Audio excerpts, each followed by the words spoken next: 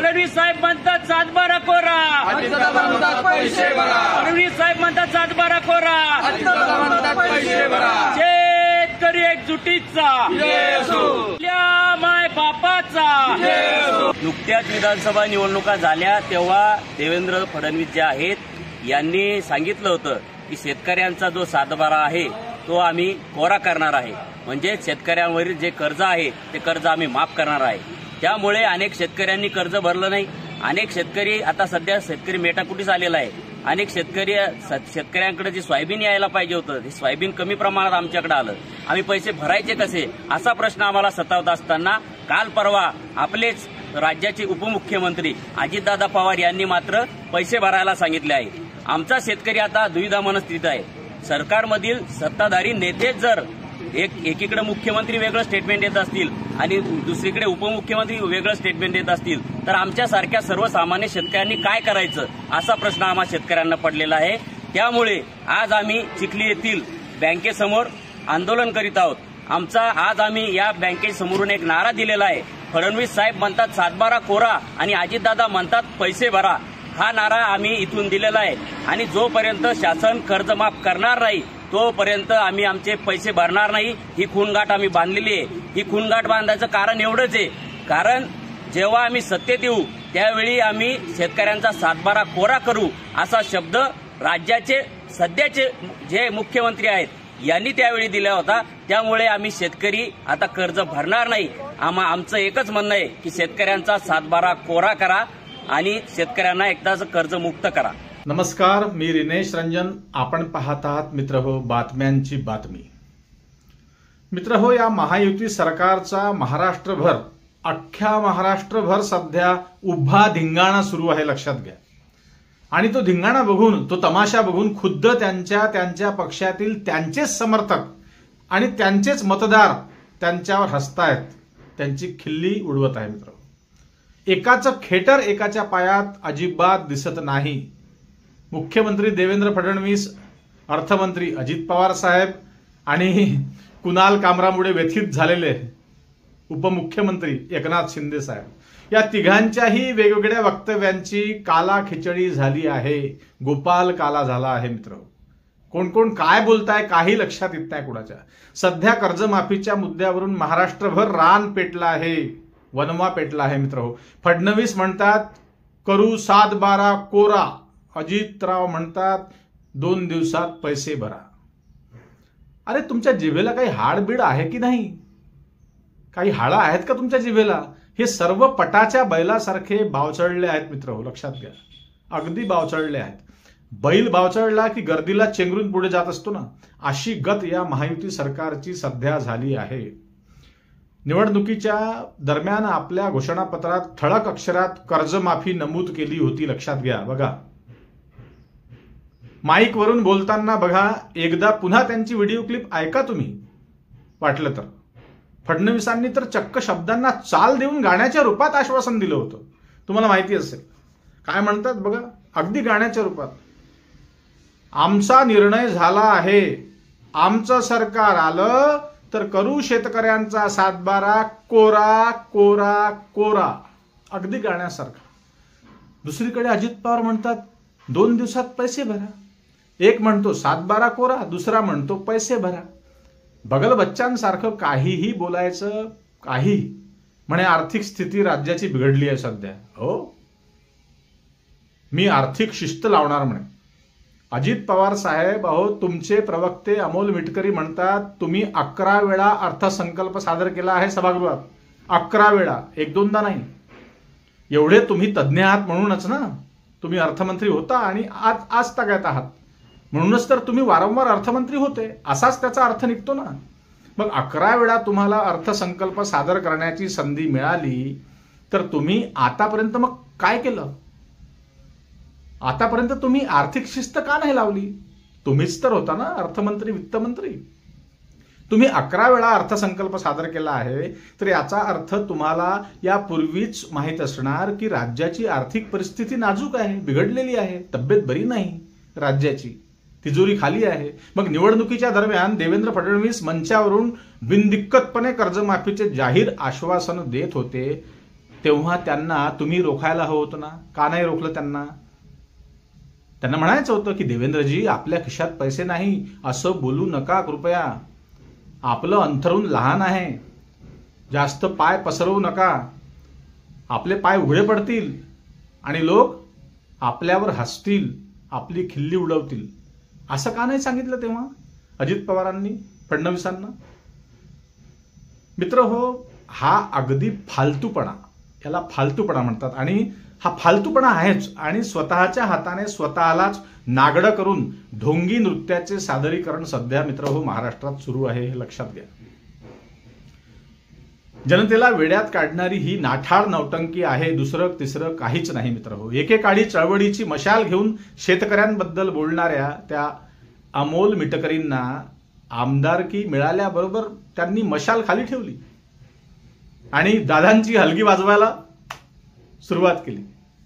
कुणाची? अजितदादांची. जे स्टेटमेंट सकाळी करतात मित्र हो, त्यालाच पुसपास करून रात्री नव्या रूपात वाढतात. नव्या रूपात तिसरंच काहीतरी बोलून ती वेळ मारून नेण्यात पटाईत असलेले हे नेते जनतेला दररोज मूर्ख बनवण्याच्या तयारीत असतात. जनतेला वेड्यात काढतात. दुसरीकडे भाजपाचे प्रवक्ते म्हणतात आम्ही आश्वासन हे 5 वर्षांसाठी दिलं होतं. अरे 5 वर्षांसाठी दिलं होतं, 5 वर्ष पूर्ण व्हायचे आहेत म्हणतात. त्यामुळे आम्ही कर्जमाफी अवश्य करू असंही म्हणतात. मग दुसरा पक्ष काउंटर करतो त्यांना त्या टीव्ही डिबेटमध्ये, आपण पाहिलं असेल. मग तुम्ही पुढच्या निवडणुकीच्या ऐन तोंडावर करणार का, असं काउंटर करून म्हणतात दुसऱ्या पक्षातले प्रवक्ते. आणि पुढे जिंकून येण्यासाठी तो प्रकार करणार आहात का आपण? मग तोपर्यंत शेतकऱ्यांनी वाट पाहावी का? मग शेतकरी देखील तोपर्यंत कर्ज भरणार नाही. मग तुम्ही कर्जमाफीसाठी थांबत आहात, देण्यासाठी, माफी देण्यासाठी, तर शेतकरी देखील कर्ज भरण्यासाठी थांबतील ना. मग असं विविध पक्षांचे प्रवक्ते देखील काहीतरी डिबेटमध्ये बोलून ती वेळ मारून नेण्याचा प्रयत्न करत असतात. मग पारदर्शी टीव्ही अँकर असेल तर तो प्रश्न सत्ता पक्षातीलच प्रवक्त्याला करतील, करायलाच पाहिजे. आणि सवाल सत्तेलाच केला पाहिजे ना, कुणाला करणार? मग लागलीच टीव्ही अँकरला धारेवर धरतात. कोण? प्रवक्ते. त्यांच्या विरोधात बोलले तर म्हणतात तुम्ही आमच्या विरोधात अजेंडा राबवत आहात. अर्थात हे सर्व पक्षीय नेते, सर्व पक्षीय, काँग्रेस असोत, भाजपा असोत, शिवसेना असोत, कुठलेही सेना असोत, अर्थात हे सर्व पक्षीय नेते, सर्व पक्षाचे नेते मंडळी आणि प्रवक्ते ही सर्व मंडळी सत्ता पिपासू आहे. प्रवक्ते देखील कोणता ना कोणतं पद पदरात पाडून घेण्यासाठी पक्षांची ठेकेदारी करतात, पक्षाची हलगी वाजवतात. डिबेटमध्ये असं दाखवतात जसं त्यांना खूप अभ्यास आहे, खूप. परंतु प्रत्येकाच्या खिशात मित्र कॉप्या असतात, कॉप्या चक्क. गुगल महाराज हातात ठेवून एक खरं आणि दुसरं धादांत खोटं असतं.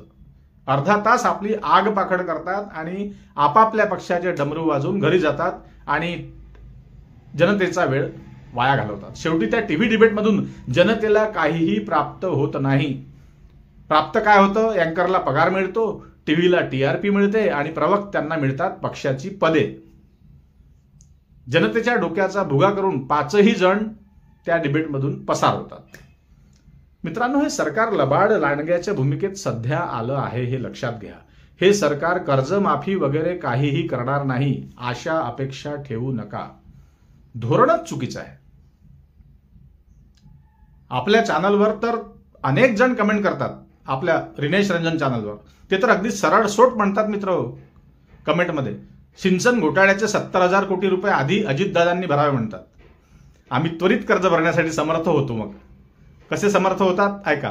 कारण शेतकऱ्यांच्या कर्जमाफीसाठी फक्त 21,000 कोटी रुपये पाहिजे.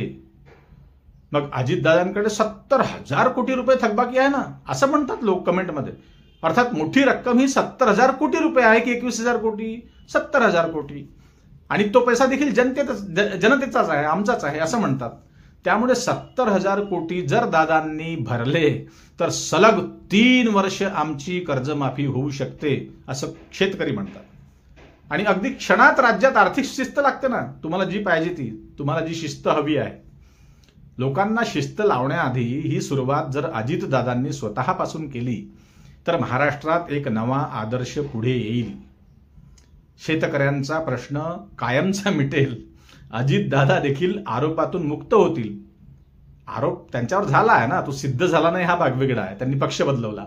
आरोपातून मुक्त होतील ते आणि उरलेले पैसे तिजोरीत जमा राहतील आणि काकांना सोडून आलेला पुतण्या देखील काकांना परत मिळेल. फायदाच होईल ना.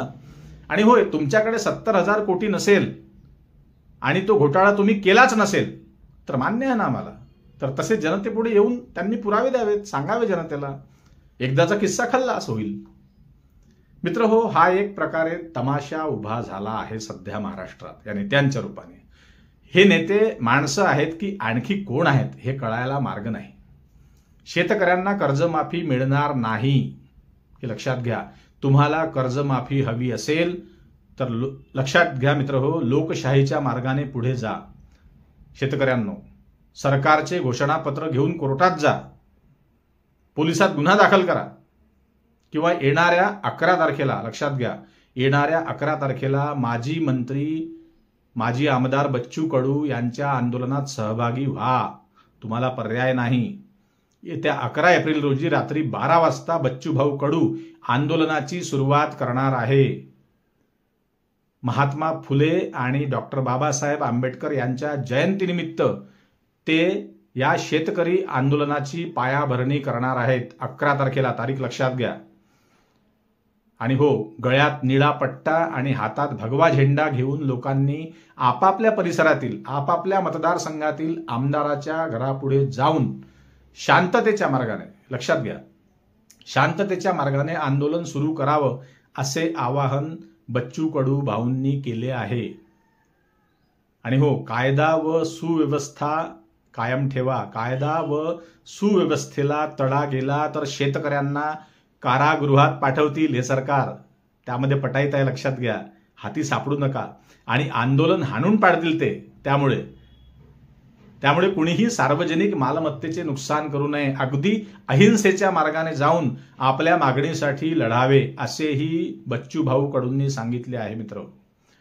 त्यामुळे येणाऱ्या काळात कर्जमाफीसाठी या दगडांना घाम येतो का येत नाही ते वेळच सांगणार आहे मित्र. लक्षात घ्या मित्र हो. आज या विषयात एवढंच. जाता जाता एक नम्र विनंती, चॅनलवर नवीन असाल तर सबस्क्राईब करा आणि जास्तीत जास्त लोकांपर्यंत हा व्हिडिओ मित्र हो शेअर करा.